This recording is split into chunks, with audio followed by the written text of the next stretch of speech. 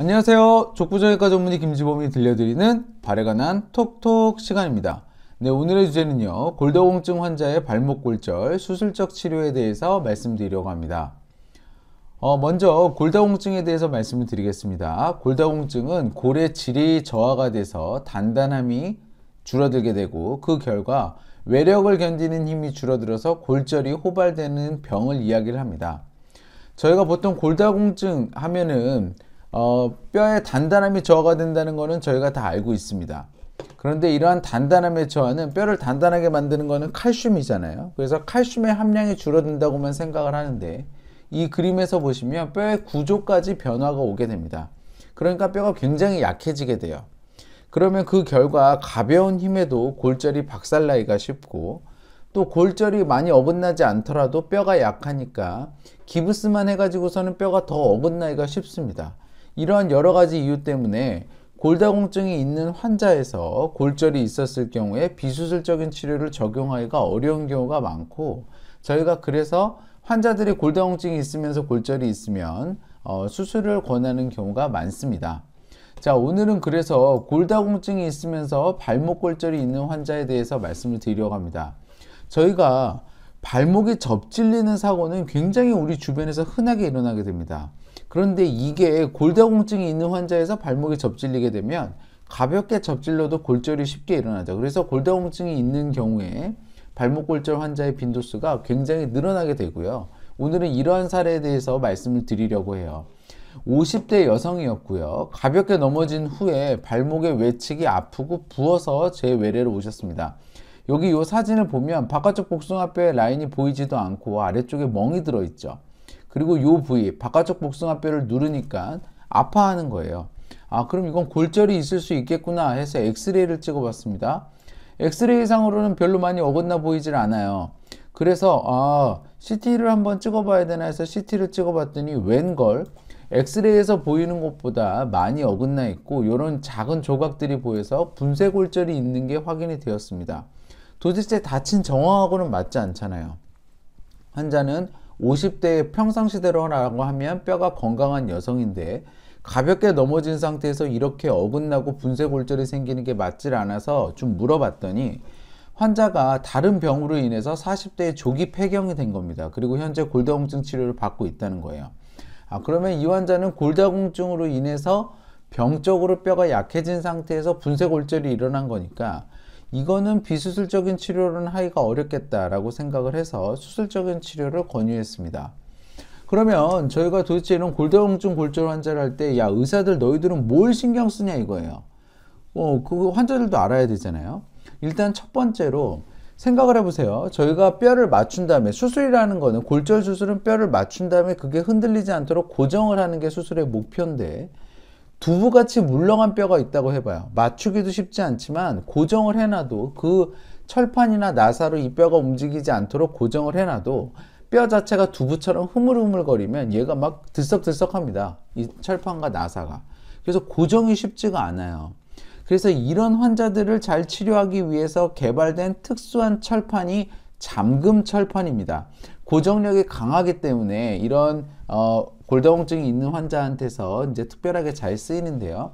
이러한 잠금 철판의 원리를 보면, 보통의 철판은 그냥 나사가 뼈에만 고정이 되는데, 이러한 잠금 철판은 철판에도 홈이 있어요. 그래서 나사가 뼈에도 고정이 되고 철판에도 고정이 되는 겁니다. 그러면 굉장히 안정적으로 고정력을 가져갈 수 있기 때문에 부드러운 뼈, 골다공증이 있는 약한 뼈에 고정을 해도 단단하게 고정할 수 있는 게 장점입니다. 그래서 이 환자는 잠금 철판을 써서 뼈를 잘 맞추고 고정을 단단하게 했죠. 그래서 다시 한번 말씀드리면, 잠금 철판은 나사 머리와 철판이 한 번 더 고정을 해주기 때문에 고정력이 강하다라고 생각을 하면 되고요. 이러한 특수한 기구를 사용을 해서 불안정한 골절의 수술 및 골다공증 수술에 주로 저희가 이용을 하고 있습니다. 요거 개발된 지가 한 20년도 안 됐어요. 그래서 요거 하기 전에는 사실은 골다공증이 있는 환자를 수술하기가 되게 어려웠는데, 이 잠금 철판이 나오고 나서 저희가 골다공증 환자의 수술을 좀 더 자신감 있게 할 수 있게 되었습니다. 자, 그럼 두 번째로는 골다공증이 있다고 생각을 해봐요. 그러면 외력에 가볍게 뼈가 잘 부러집니다.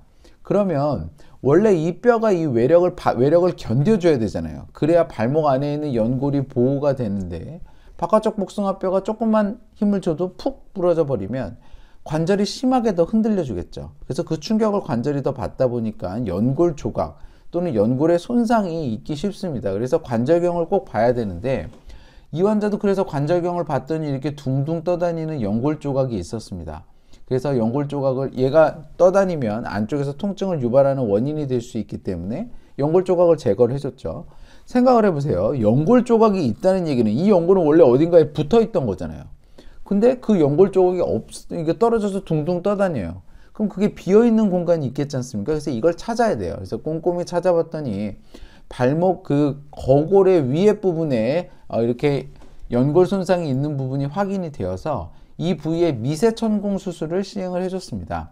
미세천공 수술이라는 건 뭐냐면 연골이 비어 있잖아요. 좁은 부위만 비어 있으면 거기에 뼈에 구멍을 뚫어주면 그 뼈에서 줄기세포가 올라오면서 연골을 재생한다는 그런 치료법입니다. 그래서 작은 범위의 연골 손상에서는 할 수가 있고요. 이 환자도 큰 범위는 아니었기 때문에 이렇게 미세천공 수술만 시행을 해줬습니다. 자, 그럼 이렇게 골다공증이 동반된 발목의 분쇄골절 수술의 과정 및 재활을 살펴보면 3박 4일은 입원이 필요해요. 수술하기 전날에 입원해서 수술하고 이틀간의 통증을 조절하는 겁니다. 마취는 발하고 발목을 마취하고 재워드리고요. 수술하는 시간은 1시간에서 1시간 반 정도 걸리고 수술하고 나서 이틀이 좀 아파요. 그래서 이때 정맥무통주사와 신경무통주사를 저는 같이 해주고 있습니다. 수술을 하고 나서 통기부스를 사주하고요. 뼈가 어느 정도 이분은 단단했기 때문에 살살 디뎌도 된다고 얘기를 했고 그 후 6주간 보조기를 하면서 재활을 합니다. 이 재활을 할 때 어떤 식으로 하냐, 먼저 통기부스를 사주하게 되면 발목이 굳어요. 그래서 발목의 움직임을 확보하는 데 한 2주 정도 쓰고요. 그러면서 발목의 근력, 발목을 위로 올리고 아래로 내리는 것만 생각하는데 옆쪽으로 당기고 바깥쪽으로 당기고 안쪽으로 당기는 힘도 중요합니다. 그래서 이러한 발목의 근력을 기르는 데 또 2주를 쓰고요. 마지막으로 균형 감각을 잡는 데 또 2주를 씁니다. 그래서 이게 무슨 얘기냐면 울퉁불퉁한 길을 가면 우리가 바로 이렇게 발이 저절로 저희가 이제 균형을 잡잖아요. 우리가 이렇게 기울어져 있으니까 반대로 힘을 줘야지 이렇게 생각하지 않는다고요. 근데 골절이 있고 나서 기부스를 하고 나면 이 균형 감각이 굉장히 떨어지게 됩니다. 그러면 내가 다른 거 인대도 괜찮고 뼈도 다 나아도 이 균형 감각이 떨어지기 때문에 발목이 계속 불안정하다고 느껴지거든요. 그래서 이 균형 감각을 기르는 운동이 되게 중요해요. 그래서 이 균형 감각 기르는 운동을 2주 정도 훈련을 하면 재활이 마무리가 됩니다. 이렇게 해서 이 환자는 3개월 차에 일상생활에 복귀를 했고요. 6개월 차에 운동을 다 복귀를 했습니다. 다시 한번 강조하지만 재활의 과정은 발목 움직임 확보, 발목의 근력 확보, 균형 감각의 확보까지 해야 됩니다. 자, 그래서 수술의 결과를 보면 환자가 수술 후에 흉터는 있지만 바깥쪽 복숭아뼈의 라인이 잘 보이죠? 그래서 붓기가 완전히 가라앉았고 어긋난 뼈가 잘 맞아 있고 뼈도 완전히 붙었죠. 그리고 환자는 한 발로 까치발이 가능한 양상을 보여주었습니다. 골절이 붙었고 어긋나지도 않았고 한 발로 까치발이 가능하다. 이건 완벽하게 일상생활로 복귀를 한 거죠. 그래서 이 환자가 1년째 이러한 모습을 보여줬기 때문에 1년째 내고정물을 제거하는 수술을 하자라고 이야기를 했습니다. 그래서 이 철판과 나사를 제거를 하는 거죠. 이게 바깥쪽 복숭아뼈에 바깥쪽 복숭아뼈 이쪽에 완전히 붙어 있기 때문에 앞바다리를 하거나 할 때마다 땅에 닿으면서 계속 이상한 느낌이 나거든요. 그래서 대부분 제거를 합니다. 자, 정리해 보겠습니다. 골다공증 환자의 발목 골절은 가벼운 손상에도 골절이 생기는 게 문제고요. 뼈 자체가 굉장히 무르기 때문에 단단한 고정을 위한 잠금 철판이 필요하고 뼈가 쉽게 부러지니까 관절이 남은 충격을 다 받으면서 연골 손상이 있는 경우가 많아요. 그래서 연골 손상을 확인하기 위한 관절경 수술이 동반돼야 됩니다. 그리고 수술하는 과정은 발과 발목만 마취하고 3박 4일 입원하고 그 다음에 저희가 재워드립니다. 4주는 통기부스하고 6주는 보호대랑 재활을 하면 3개월째는 일상생활에 복귀하고 6개월째가 되면은 저희가 이제 운동까지 다 하실 수가 있습니다. 골다공증 환자는 골절이 잘 일어나죠. 하지만 뼈가 약해서 수술하기가 어렵다고 생각하기가 쉽습니다. 그렇지만 저희가 현재 발달된 기술로 잠금 철판이라는 철판이 있기 때문에 대부분의 골다공증 환자의 수술, 골절 수술 잘 할 수 있습니다. 그래서 적극적으로 치료받으셔서 건강한 발걸음 회복하시길 소망합니다. 건강한 발걸음 행복한 100세 인생 발에 관한 톡톡이 함께합니다. 네, 저는 서울대학교 의과대학을 졸업을 했고요. 다수의 TV 프로그램에서 저의 생각을 말씀드린 바 있습니다. 이 영상은 제가 환자분들에게 저의 생각을 직접 전달하기 위해서 제작을 했고요.